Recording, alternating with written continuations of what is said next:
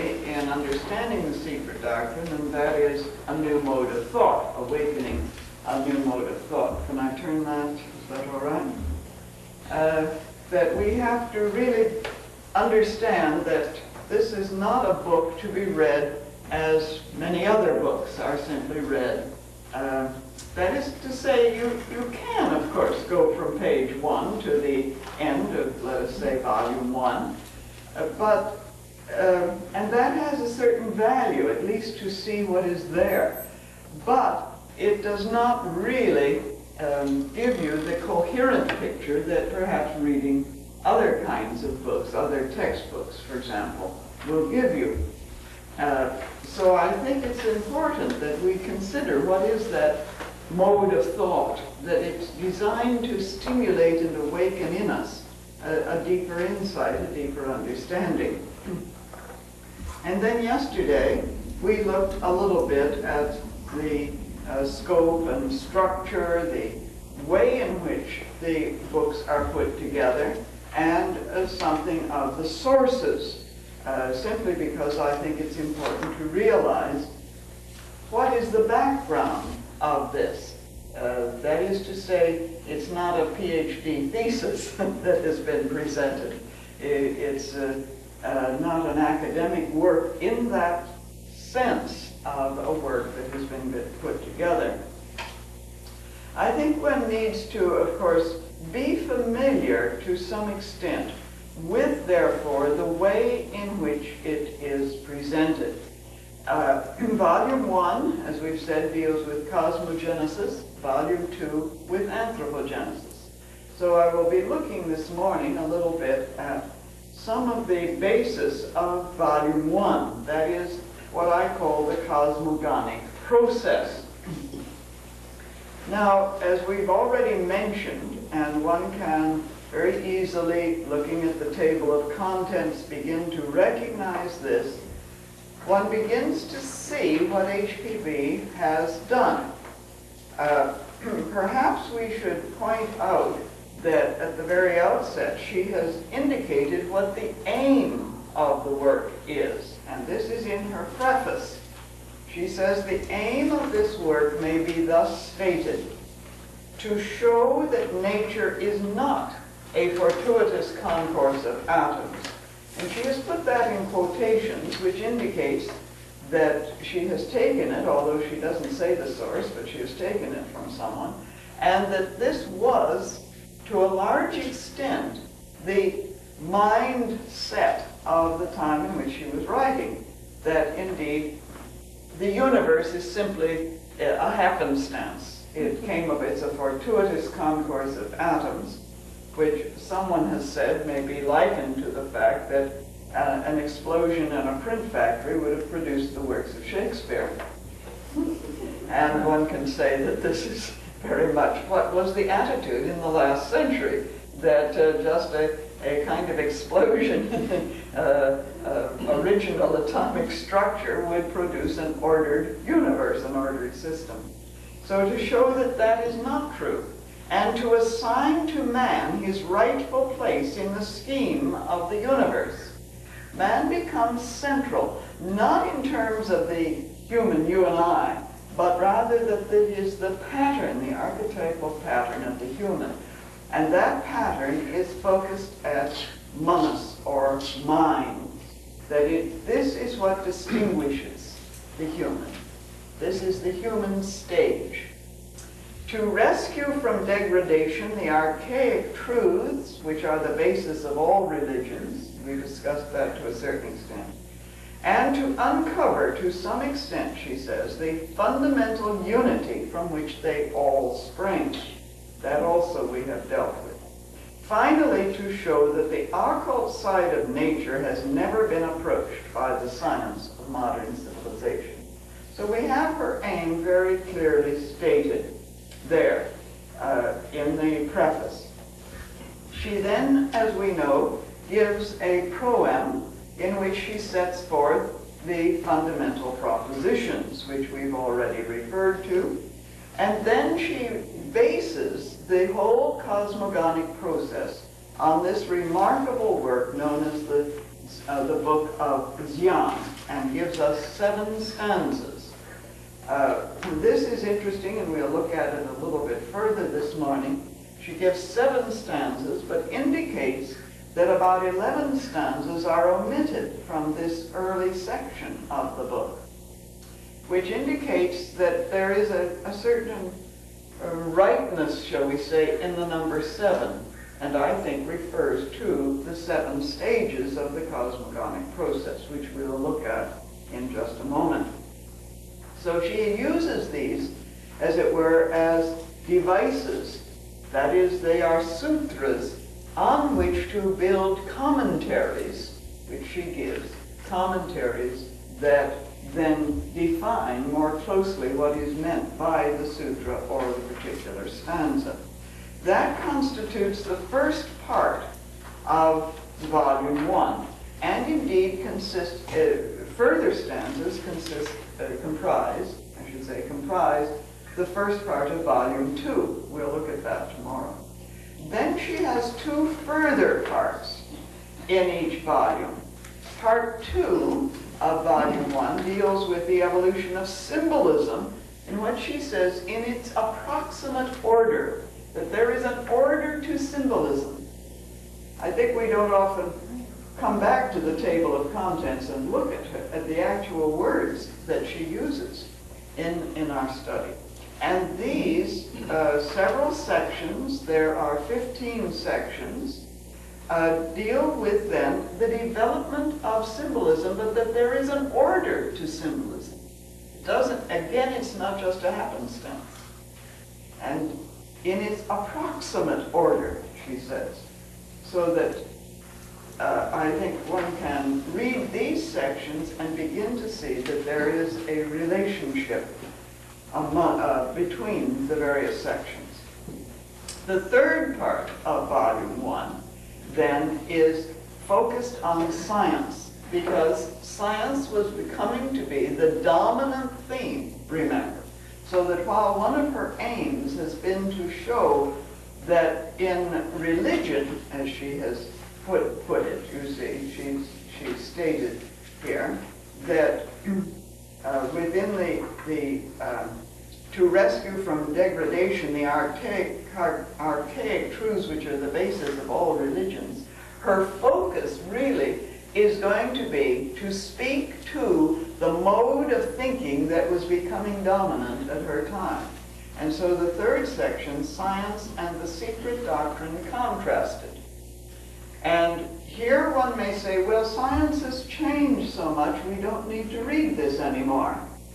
But that is not true. It's true to a certain extent, and certainly there is a new paradigm in science, which we're very much aware. Physics, for example, has led the way to showing, as we know, that there is indeed what can we call it, an insubstantiality to matter. That, as one scientist has said, the more one studies the atom, the less there's anything to study. That is, anything, because thingness has disappeared. And what we have is a kind of spin, disembodied spin, if you like.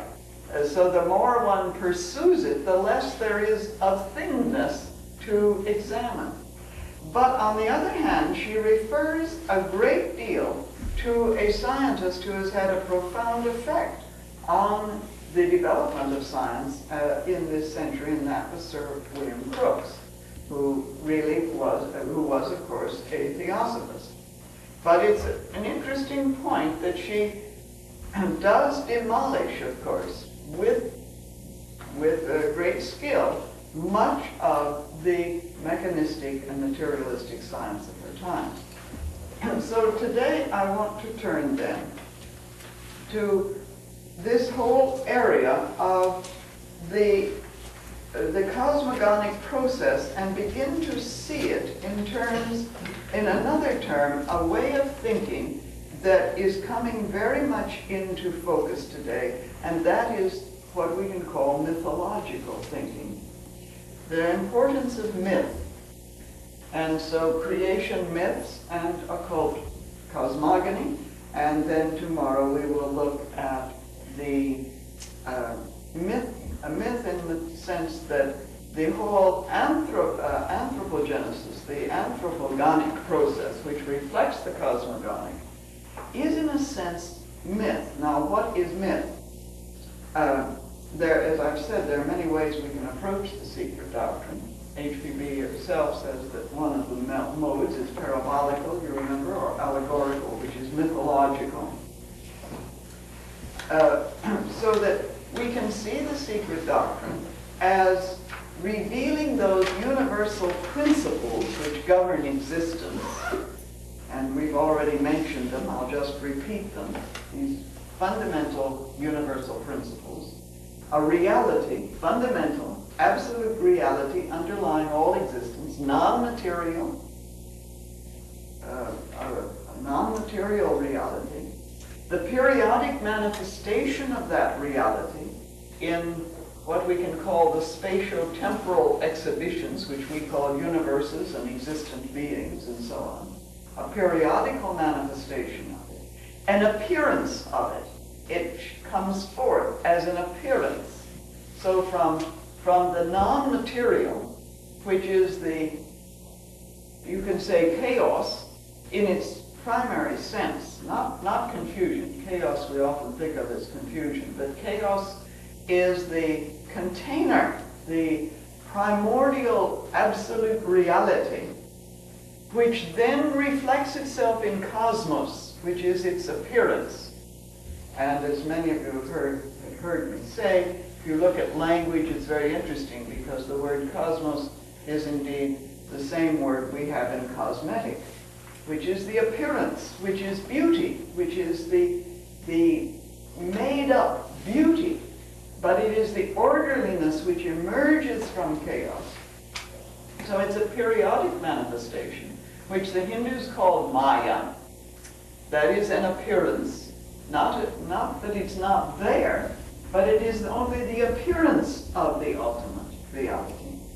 But the third proposition indicates a fundamental identity, therefore, of all existence with its origins, and the consequent necessity of achieving conscious realization.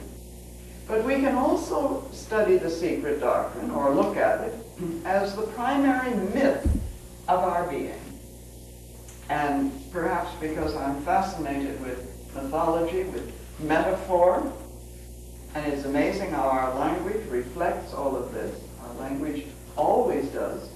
I would like to focus on that. Again, there isn't time in 5 sessions together in introducing an overview of the secret doctrine to explore every single method. So, because I'm doing it, I focus on what I like best, and there is myth. And hope you don't mind. Now, this does not mean that what is given us is not true, but it's true in a deeper sense than the ordinary truth, we can say. But that for our understanding, it's given us in the language of allegory and metaphor, since it concerns consciousness. In the esoteric philosophy, remember, consciousness is primary. It underlies all existence, all appearances. And this is why man becomes central as the archetype. Because in man, consciousness moves. It's that pivotal point where now it becomes self-consciousness. We are self-reflective beings. We can look at ourselves. We can examine our past and future, which squirrels, really, and rabbits do not do. Whatever the rabbit habit may be, the rabbit is not examining its own past and projecting its own future. But this is the uniqueness of being human. Now, the basic function of myth, according to Joseph Campbell, who was probably, has died since, was probably the greatest authority, scholar in the field of mythology of recent times. Campbell suggested that the basic function of myth is to reconcile consciousness to life. It's an interesting way to put it. To reconcile consciousness to life. That is, to the conditions of our existence. how do we reconcile consciousness to the conditions of our existence? So the functions of myth have four. Myth has four distinguishable aspects, and I've put it on the board. And just as brief background for looking at some of the archetypal motifs and then their reflection in the cosmological or cosmogonical process in the Secret Doctrine, given through these 7 stanzas of cosmogenesis. First, myth has a function that is religious. That is to say, the myth often invokes in us a sense of awe at what is called the mysterium tremendum, the tremendous mystery of the universe, as well as gratitude for it. The universe is as it is, you know. I always think of Margaret Fuller, the New England transcendentalist, who said, "I accept the universe." And was it Carlyle? I think it was Thomas Carlyle said, "My God, she'd better." Things are as they are, you know, and so one better accept it, as it were. The universe there's a just so-ness. And it's interesting that some scientists today are pointing out that if a fraction more of antimatter had been present than matter after the initial Big Bang, if you subscribe to the Big Bang theory, there would be no universe. They would have wiped each other out because antimatter destroys matter and so on, ends in zero. So that there'd been a fraction more. If the DNA had been slightly different, it would not have produced this form and so on.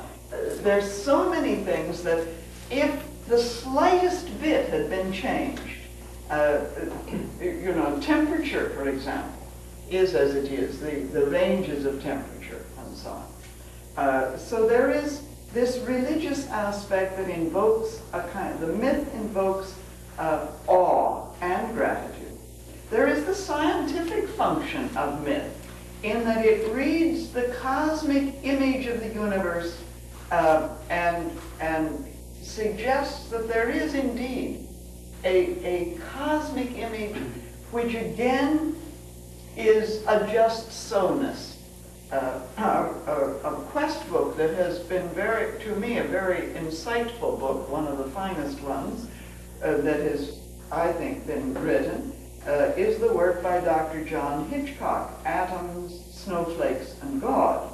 Dr. Hitchcock has spoken here at the Krotona School, and he and his wife will be giving a seminar later this year, this fall, in my fall term. But this is an indication that there is a pattern which can be seen.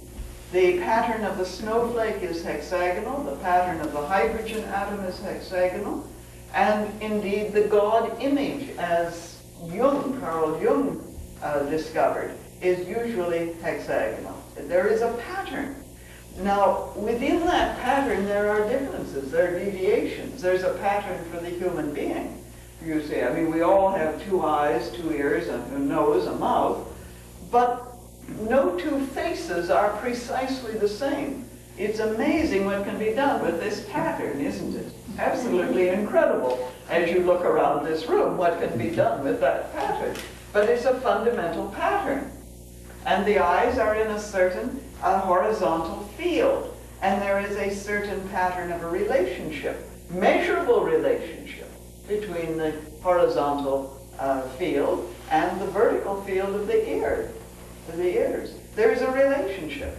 Da Vinci studied this, for example, and in the notebooks of Da Vinci one sees this pattern.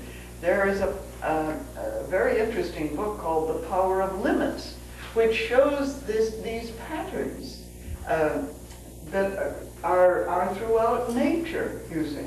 And so there is a cosmic image. This is the scientific function of myth. There is a sociological function of myth. We won't get into this, but this is that there is a maintenance of a certain social order. And myth provides that function. And the myths of many countries indicate that there is an order, there is a hierarchy, if you like, in nature, and that this needs to be adhered to, and it reflects it. It affirms, in fact, that the man-made order is as God-given as the natural order, as it were, and one finds this in many myths. And, of course, there is a psychological function of myth. It carries the individual through the crises in life, and many myths reflect this psychological function and help us to see it. Now, when the Secret Doctrine is considered, I think, as both cosmological and anthropological myth, it's really less frightening in many ways. Because it doesn't say, you see, one doesn't have to worry very much about what may be called the facticity of the Secret Doctrine. Well, that's a nice word, but I like it. It's a word that Dr. Herbert Gunther uses in connection with some Tibetan texts, the facticity. We don't have to worry, did this really happen? And when did it happen? You see, when we get to, for example, anthropogenesis tomorrow, did Atlantis really sink? Was there really such a continent? Were we really pudding bags at some stage, and so on? This is irrelevant, because what is being pointed to is a deeper truth than the facticity, if we can call it that. It's a nice word, isn't it? Is the report of an occurrence really accurate in every detail? And when did it occur, and so on? Now one is concerned with patterns, with archetypes, and their images in the human psyche or consciousness. And so it seems to me that we can begin to realize that there are certain definite archetypal motifs, if you like. And creation myths are really the deepest and most important of all myths. Every culture, every civilization has a creation myth. The myth today is the scientific myth, if you like, of the Big Bang, but that's as much mythological as any other myth, any of the older myths. It just, you know, we can say, oh, but that's science says this and that. It's still a myth. That is to say, it deals with an archetypal pattern. They're concerned, the creation myths are concerned with the ultimate meaning of the existence of the cosmos, which means the ultimate meaning of ourselves. And myths reflect, really, what we think of ourselves, and they very much shape our worldview.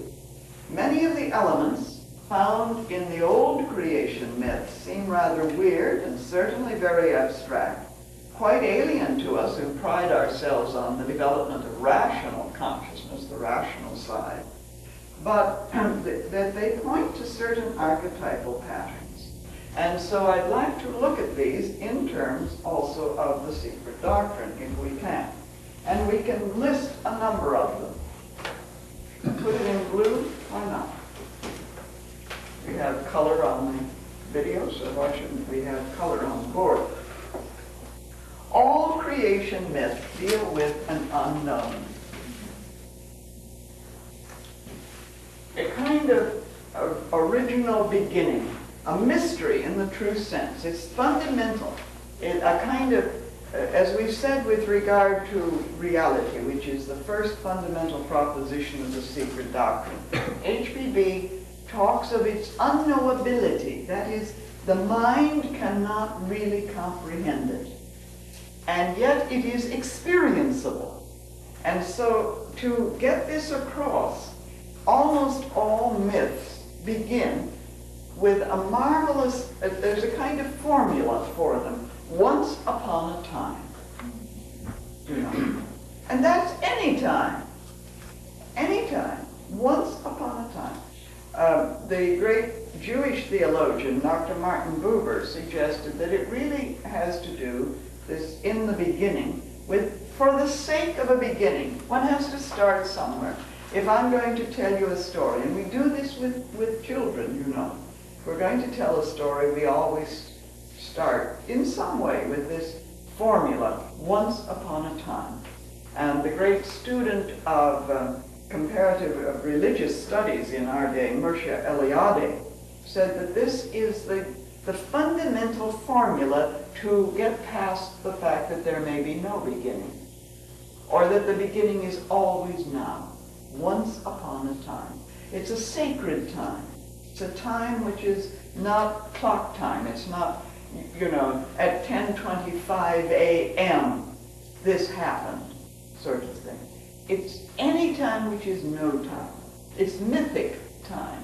So it's the unknown. Now, in nearly all creation myths, there is then what can only be called a mirror principle at work.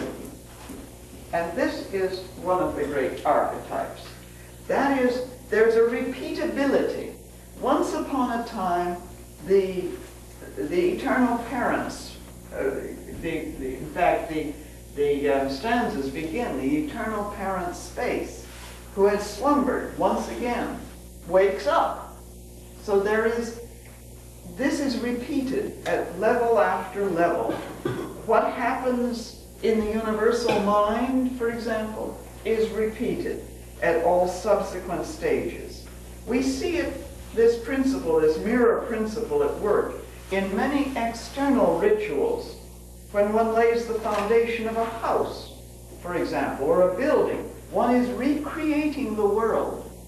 And it becomes then a kind of what should we say, repeatability, and you wouldn't put the foundation stone anywhere else except the northeast corner. This is a repeatability. And why that particular direction in space and so on. The same repetition of creation is found in the establishment of a town or a city. Every town recreates the cosmogonic pattern. And there's always a main street. And notice how many towns and villages and cities in the United States have main streets. Somehow Ojai avoided that, and so we have Ojai Avenue, you say. But again and again, where is the main street? And it may be called the main street. And everything is oriented from that center, you see. And towns without a center are very difficult. I won't go into that. In every culture, there's a new year. It may not be, January 1st, which it is in our culture. If you're here in the West, all you have to do is live in India for a little while. And, and all the New Years, the Tamil New Year and the Telugu New Year, and, there's a New Year. Every group, every culture has its own New Year. The Jewish New Year, the New Year of Islam, and so on. These are at different times, aren't they? You see? But every culture has a beginning for a year. Now, does it matter? Is there much difference between December 31st and January 1st? Really? Is there very much difference? The weather may be the same. There really isn't very much difference, is there? But somehow January may be a holiday, and you may have had to work on December 31st, and you don't work on January 1st. But there really isn't. But for the sake of a beginning, we have a new year. Now, closely associated with this mirror principle, which is the repeatability, that is to say, that it is mirrored again and again, very much connected with that, is another kind of reflection motif. And I separate this because there's a slight difference between the mirror motif and the reflection motif. Sometimes this is seen as a kind of opposition, this reflection motif. Sometimes everything is created first in heaven, and then its replica or image is projected on earth. Mircea Eliade, in his book, The Myth of the Eternal Return, gives a number of instances of this dual motif of where a reflection occurs. points out that, for example, in the cosmology of the Zarvantic tradition, which is part of the Islamic tradition, every terrestrial phenomenon corresponds to a celestial, transcendent, invisible term. So it's a reflection, not just the mirror repeatability, but a reflection. And among the Navajo and Hopi traditions, there are certain creation myths that suggest that the entire process begins from above, from below, and then is reflected in the sky, slowly moves upward, and perhaps either calls forth what was originally there. So it's a reflection. And creation is always in terms of an awakening.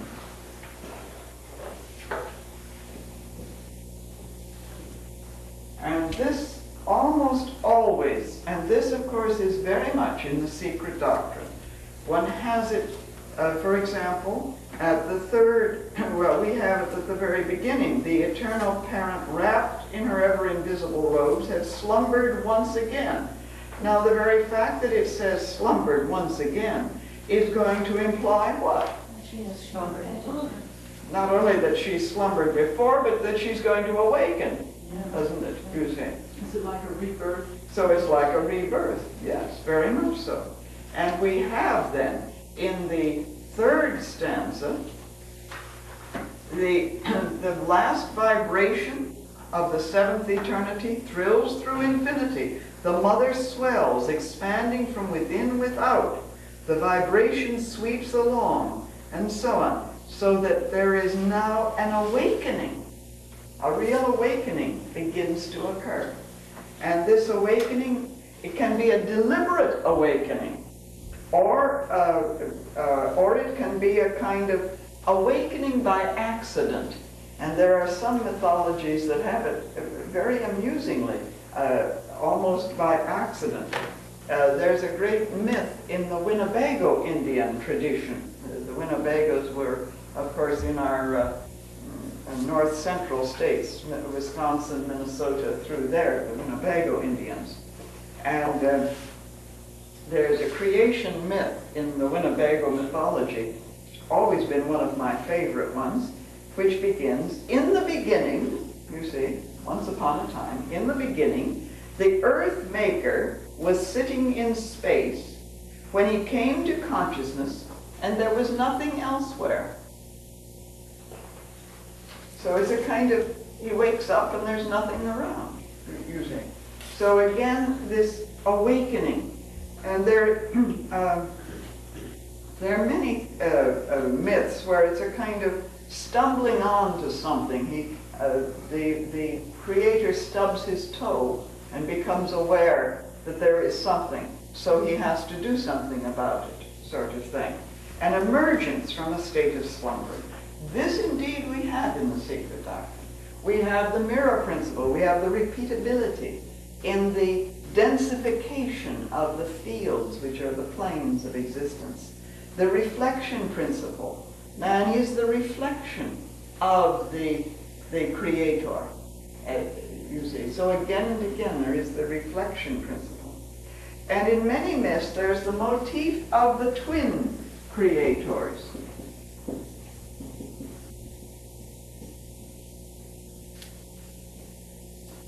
This can be a very interesting one. Not always twins, but paired in some way. And HPV speaks indeed of the duality that then manifests, and that the creative process is really from that duality, however it may. Usually they complement each other. One may be more active, one more passive. One may be masculine, the other feminine. And one gets that very much in the Secret Doctrine. And you can pick out these motifs. One may be light and the other dark or shadowy. One can be clever and the other rather stupid or lazy or sleepy, and so on.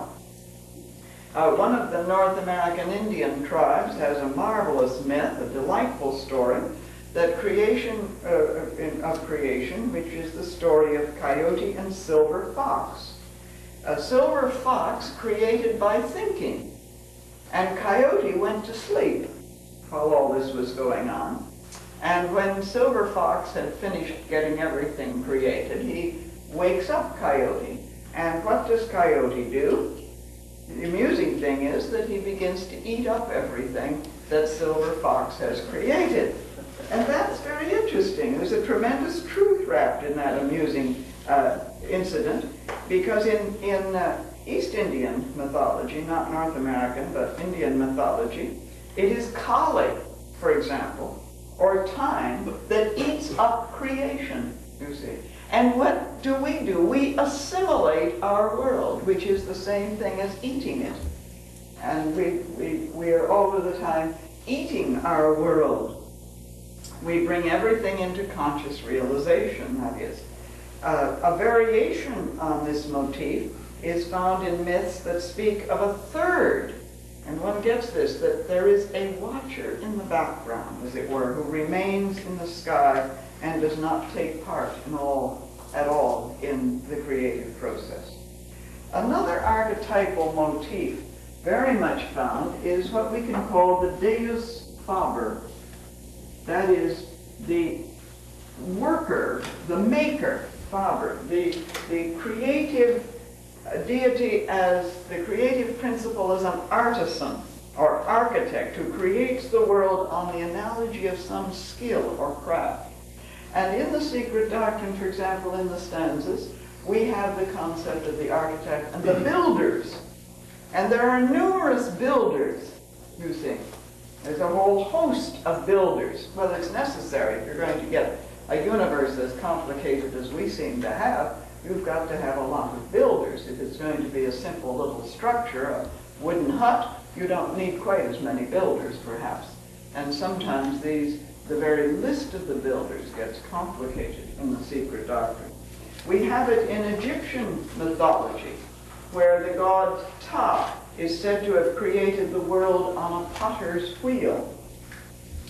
And another image that is frequently used in the Upanishads is that of weaving or spinning, probably because that was, of course, this is the feminine side of creation. And you get very much this image of spinning, of weaving. You get it very much also in the Secret Doctrine. The reference to the Upanishad where the spinning is by the spider who projects from himself the web of the universe, the whole web, and then swallows the web. But it's from his own being that the web emerges. In one of the earliest commentaries on the Rig Veda, it is said that God wove the earth, which is from primeval matter. And this is the web of the universe, you see. Svabhava. We have many of these terms in the Secret Doctrine.